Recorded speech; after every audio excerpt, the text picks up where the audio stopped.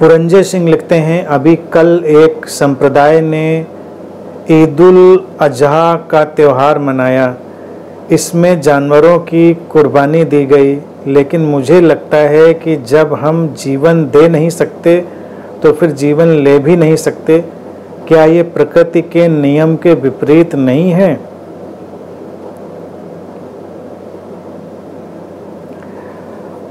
पुरंजय, तुमने ऐसी बात पूछी है कि अगर इस पर बोलें तो ये सब सांप्रदायिक मसले बन जाते हैं, ये सब मजहबी झंझट खड़े हो जाते हैं।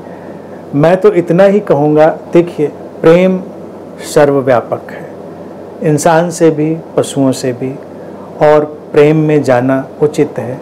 कुर्बानी क्या होती है? कुर्बानी तो आप अपनी दीजिए ना, जानवरों की कुर्बानी से तो कुछ हासिल नहीं है, भोजन के लिए काटना।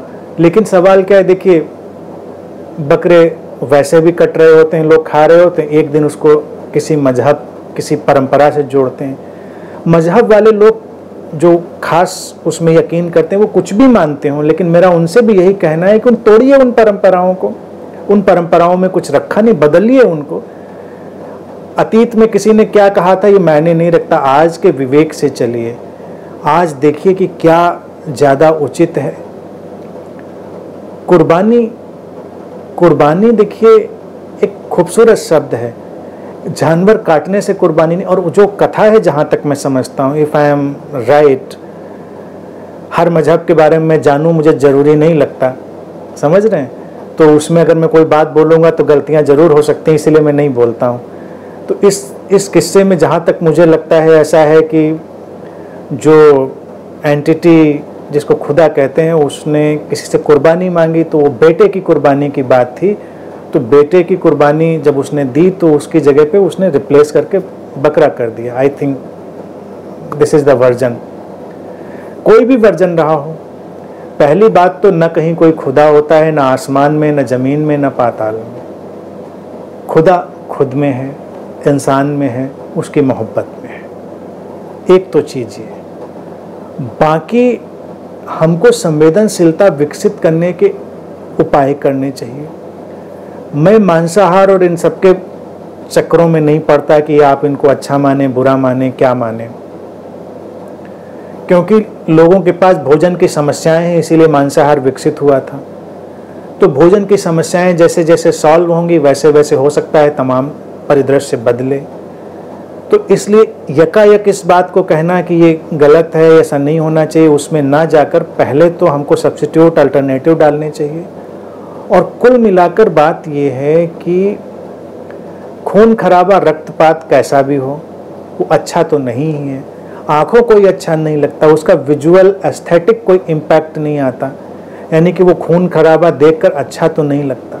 चाहे वो हमारी गर्दन कट रही हो, चाहे किसी की और की गर्दन कट रही हो, देखने में तो अच्छा नहीं लगता, इसकी कोई खूबसूरती भी नहीं है। तो अगर हम खूबसूरती के लिहाज से भी देखेंगे तो इसका कोई मतलब नहीं है। कौन क्या करता है, क्यों करता है, इसमें क्या जाएं, लोग करते रहे होंगे। लेकिन किसी भी मजहब में किसी परंपरा के नाम पर अगर कुछ चलता है तो उसका कोई मूल्य नहीं है। परंपराएं हमेशा रिफॉर्म होनी चाहिए, उनको सुधारना चाहिए, बदलना चाहिए। परंपराएं सुंदर से सुंदर की तरफ जानी चाहिए, उनको कुरूपता की तरफ कभी नहीं जानी चाहिए।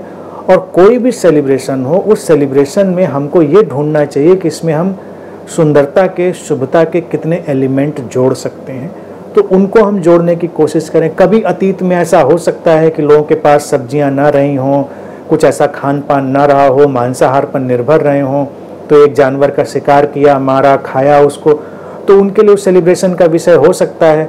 आज के वक्त में हम सेलिब्रेशंस को शिफ्ट कर सकते हैं, ये सारी बातें हो सकती हैं, इन पर हमको पुनर्विचार करना चाहिए।